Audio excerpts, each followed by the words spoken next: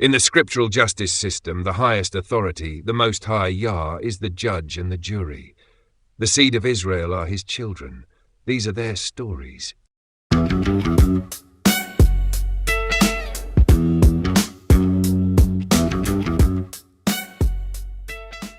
Banks stands before a large screen displaying an ancient map, Emmanuel Bowen's 1747 map of Africa. The team is assembled. This is a breakthrough moment. Banks. We've proven Hebrew communities existed in Africa. We've shown their practices, their DNA, their oral traditions. But there's something even more damning. Something the slave traders themselves documented. She points to the map, a region on the West African coast clearly labelled Kingdom of Juda. They knew. The European mapmakers, the slave traders, the colonizers, they knew there were Hebrews in Africa, and they marked it on their maps. Silence in the room. That's a European map from 1747. They literally labelled it Juda. Banks. Not just this one. Multiple maps, multiple records, from multiple empires, European, Arab, Portuguese, French, all documenting the same thing, Hebrew people in West Africa, right where the slave trade operated. Intes Ltd, conference room day. Banks presents a comprehensive breakdown of maps and records. Banks, let's go through them systematically, because this isn't one isolated reference. This is a pattern spanning centuries and multiple sources. She projects the first map. 1. Kingdom of Juda, Emmanuel Bowen map, 1747. Visual. Emmanuel Bowen's 1747, a new and accurate map of Negroland and the adjacent countries. The map clearly shows Kingdom of Juda on the slave coast. Okafor Emmanuel Bowen was a respected British cartographer, not fringe, official. His maps were used by the British Empire for navigation and trade. Banks, and look at where he placed Kingdom of Juda. She zooms in on the region. Present-day Benin, Togo, Nigeria, the slave coast, the Bight of Benin, the Bight of Biafra, the exact regions where millions of enslaved Africans were captured. Riley, that's Igbo territory. Yoruba territory, Ewe territory. Exactly the same groups we documented as having Hebrew practices. And here's a European map from 1747 calling that region Kingdom of Juda. Not Kingdom of Benin, not Kingdom of Dahomey, Kingdom of Juda. Chen. Why would they call it that? Banks, because that's what it was. A region populated by descendants of the tribe of Judah. Hebrews who had been there since 70 AD.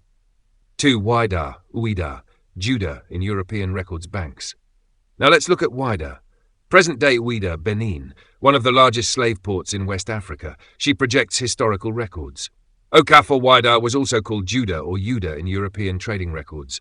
French, Portuguese, Dutch, English traders all use these names.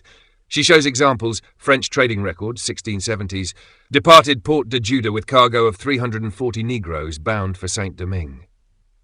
Portuguese record, 1680, arrived Juda coast, purchased 200 slaves from local kings. Dutch record, 1690s, fortification at Juda completed, trade in Negroes proceeding as planned. They called it Juda, all variations of the same name. Banks, and they built slave forts there. Fort William at WHIDAH, operated by the British. Processed tens of thousands of enslaved people. She pulls up statistics. WHIDAH slave port, operational 1600s to 1800s, estimated enslaved people shipped 1+ million, primary destinations Caribbean, Brazil, North America, region also known as Juda Coast, Slave Coast. Banks, 1 million people, shipped from a port the Europeans literally called Juda, and nobody thought that was significant. 3. Little Juda. Petite Juda, French colonial maps. Okafor French colonial maps from the 1600s to 1700s show additional references. She projects several French maps showing Petite Juda or Petite Juda marked near slave trading regions. Little Juda or Small Juda appears on multiple French trade maps, always near slave ports, always in regions where Africans with Hebrew practices lived. Riley, why Little Juda? Okafor, possibly to distinguish it from the original Judah in the Middle East, or because these were smaller communities descended from Judah. Either way, French cartographers and traders documented it. Banks. And the French were major players in the slave trade. Ships leaving from Petite Juda went to Haiti, Martinique, Guadeloupe. French Caribbean colonies. Those enslaved people became Afro-Caribbeans, many of whom are alive today. 4. Sao Tome and Principe, banished black Jews Banks. Now we go even earlier, 1400s to 1500s, Portuguese records. She projects historical documents. Banks, Sao Tome and Principe, 2 small islands off the coast of West Africa, Portuguese colony. And according to Portuguese records, they used these islands to banish undesirable populations. Riley, what kind of undesirable? Banks Jews, specifically black Jews. She shows the documentation. Portuguese Royal Decree, 1490s, all children of Jews are to be taken from their parents and transported to São Tomé to be raised as Christians. The Negros de Nação shall be resettled there. Okafor, Negros de Nação, black people of the nation. The nation in Portuguese Jewish terminology meant the Israelite nation. Jewish people, Chen. So Portugal was forcibly relocating black Jews to these islands? Banks, yes, and historical records show these Negros de Nação maintained some practices even after forced conversion. Later, many were sold into slavery and shipped to Brazil and the Caribbean. So even the Portuguese explicitly documented black Jews in Africa. Multiple times, not as a theory, as policy. They had laws about them. In Islamic texts, Sudanese West African Jews, Okafor. Now we go to Arab and Islamic sources, because the Arabs were documenting this centuries before Europeans arrived. She pulls up translated Islamic historical texts. Al-Masudi, 10th century Arab historian and geographer. He wrote about Yahud in the Sudan region.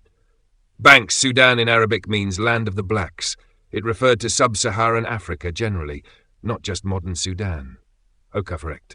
Al-Masudi and other Islamic scholars wrote about Yahud of the Black Lands, black Jews in West and Central Africa.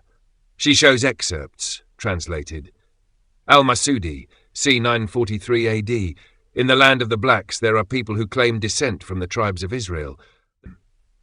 Ibn Khaldun, 1300s. Among the Sudan are tribes who practice the religion of the Israelites. They do not eat swine and observe a day of rest. Riley Islamic historians documented them 1,000 years ago. Okafor, yes, and not as curiosities, as known populations. They were calling them Yahud, Jews, Judahites, Hebrews, Banks, and then the Arab slave trade captured them for 800 plus years before Europeans ever showed up. 6. Judaic Negroes, Jesuit and Catholic missionary records, Banks, Catholic missionaries, Jesuits, Portuguese explorers, all of them documented black Africans who claimed Hebrew descent. She shows missionary reports from the 1500s to 1700s, Jesuit report, Longo region, 1600s. Among the Negroes of this region are some who call themselves the children of Israel. They refuse baptism and maintain strange customs contrary to the heathen tribes around them. Portuguese explorer report, Angola, 1580s. We encountered a Negro tribe who practice laws resembling those of the Hebrews. They will not eat certain meats, observe a day of rest, and speak of a God who delivered their fathers from bondage. They are a troublesome people, resistant to conversion. Capuchin Missionary Diary, Kingdom of Congo, 1650s. There are Judaic Negroes in the interior who circumcise their male children and claim descent from the ancient Hebrews. They have no written law but pass traditions orally. Okafor, multiple sources, multiple regions, multiple time periods, all saying the same thing. Black Africans with Hebrew identity and practices. Banks, and the missionaries called them Judaic Negroes, not confused Africans, not influenced by traders. Judaic, meaning of Judah. Hebrews. Sevel Kumar, Arab slave trade records, Riley. The Arab slave trade records are even older than European records. He pulls up translated documents from medieval Arab slave markets. Al-Kum or Al-Zanj al-Yahud, terms used in Arab slave trade records to refer to black Jews south of the Sahara. Banks, what do those terms mean? Ral-Kuma roughly translates to the dark ones or the Kumri people, black Jews. Al-Zanj meant black Africans. Yahud means Jews. So Al-Zanj al-Yahud equals black Jews. He shows market records. Baghdad's slave market record, 800s AD. Purchased 2 Al-Kuma males for household service, price 50 dinars each. Cairo market record, 1100. Shipment of Zanj al-Yahud from Sudan region, suitable for labour and eunuch making. Okafor. They were labelling them, categorising them. Black Jews, distinct from other enslaved Africans. Banks, and then castrating them, erasing their bloodlines, exactly as we documented in episode 5. Banks creates a master map showing all the documented references to Hebrew Judaic people in Africa. Banks. Let's put it all together. One comprehensive map. She marks each location with pins and labels. Comprehensive map of documented Hebrew Judaic Africans. West Africa, Kingdom of Juda, Benin, Togo, Nigeria. Bowen map 1747, WHIDAH, Juda coast. Major slave port, Petite Juda. French colonial maps. Igbo territories, Nigeria. Hebrew practices documented Yoruba Iwu regions, near Kingdom of Juda. Central Africa, Kingdom of Congo, Longo, Judaic Negroes in missionary records. Angola, Portuguese explorer reports of Hebrew practicing tribes. East Africa, Sudan region, Yahud of the Black Lands in Islamic texts. Ethiopia, Beta Israel, officially recognized. Zimbabwe, South Africa, Lemba, Cohen gene documented. Islands, São Tomé and Príncipe, Negros de Nassau, Black Jews banished here. Cape Verde, similar populations documented. Banks. Every single one of these regions was a source for the slave trade. Arab slave trade, Indian Ocean trade, transatlantic trade. They all pulled from areas where Hebrew people were documented. Chen. So the slave traders knew they were capturing Hebrews? Banks. They knew they were capturing people from regions called Juda. They knew there were black Jews. They knew there were Judaic Negroes. Whether they understood the full biblical significance, maybe not. But they knew these people were different. Riley. And they captured them anyway. Loaded them onto ships, sold them, exactly as Deuteronomy 28:68 predicted. In SALTD, conference room, day. Banks presents the final analysis. Banks. Here's what we can now prove with primary sources. Documented evidence. Hebrews in Africa, European sources, Emmanuel Bowen map, 1747, Kingdom of Juda marked on slave coast, French colonial maps, Petite Juda marked near slave ports, Portuguese royal decrees, Negros de Nassau, black Jews documented and banished, British, Dutch, French trading posts all used Juda, name for wider region. Catholic, missionary sources, Jesuit reports, Judaic Negroes in Longo, Angola, Congo, Portuguese explorer accounts, Africans claiming Hebrew descent, Capuchin missionary diaries, tribes practicing Hebrew-like laws. Islamic Arab sources, Al-Masudi, 943 AD, Yahud of the Black Lands. Ibn Khaldun, 1300s, Sudanese tribes practicing Israelite religion. Arab slave market records, Al-Qum, Al-Zanj al-Yahud, Banks. 3 separate empires, 3 separate religious traditions, 3 separate time periods, all documenting the same thing. Hebrew people in Africa. Okafor, and all 3 participated in enslaving them. Banks, all 3 participated in enslaving them. Banks sits with Dr. Emmanuel Akiampong, Ghanaian historian, Harvard professor, expert on West African history. Dr. Akiampong, you're from Ghana. You've studied West African history your entire career. Have you seen the 1747 Bowen map showing Kingdom of Juda on the slave coast? Doc, yes, it's well known among specialists, but not taught widely. Banks. Why not? Because it complicates the narrative. If the slave coast was inhabited by people called Juda and those people were captured and enslaved, then you have to ask, were they the biblical Juda? Were they Hebrews? And if they were, then the transatlantic slave trade wasn't just an economic horror. It was prophetic fulfillment. It was the enslavement of God's covenant people. That changes everything. Banks, but the evidence is there. The evidence has always been there. The maps, the records, the oral traditions. Scholars just chose to ignore it or explain it away. Why? Because if African Americans are the biblical Hebrews, then Western civilization is built on the enslavement of God's chosen people. The implications are too large, so it's easier to pretend the maps don't exist, that the records are mistakes, that Judah is just coincidence. Banks, but it's not coincidence. No, it's not. Bullpen night. The team sits in heavy silence, processing everything. Riley, they marked it on the maps, they wrote it in their records, they documented it in their laws, and then they enslaved them anyway. Okafor, Deuteronomy 28:68, ye shall be sold unto your enemies. They knew these were Judah's descendants, and they sold them. Chen. So the slave traders fulfilled the prophecy, knowingly or unknowingly. Banks, unknowingly, probably, but they fulfilled it. They went to the regions marked Judah on their own maps. They captured people their own missionaries called Judaic Negroes. They loaded them onto ships and sold them into bondage. She writes on the board, "The maps don't lie. Kingdom of Juda, marked on European maps, slave coast.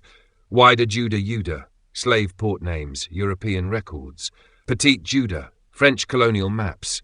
Negros de Nação, Portuguese records, black Jews. Yahud of black lands, Islamic historians. Judaic Negroes, Catholic missionaries. Al-Qumr al-Zanj al-Yahud, Arab slave markets. Banks. Every empire that participated in the slave trade documented Hebrew people in Africa and then enslaved them. By ships, just like Deuteronomy 28:68 said." Faint text. Emmanuel Bowen's 1747 map of Africa clearly marks Kingdom of Juda on the slave coast, present-day Benin, Togo, Nigeria. The slave port of WHIDAH, was called Juda or Juda in European trading records. Portuguese records document Negros de Nação, black Jews, banished to São Tomé in the 1400s to 1500s. Islamic historians wrote of Yahud of the Black Lands as early as 943 AD. Catholic missionaries documented Judaic Negroes in Congo, Angola and Loango regions.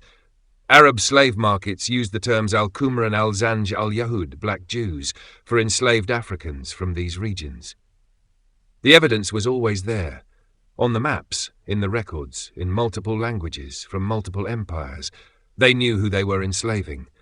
Deuteronomy 28:68, "And the Lord shall bring thee into Egypt again with ships, and there ye shall be sold unto your enemies for bondmen and bondwomen."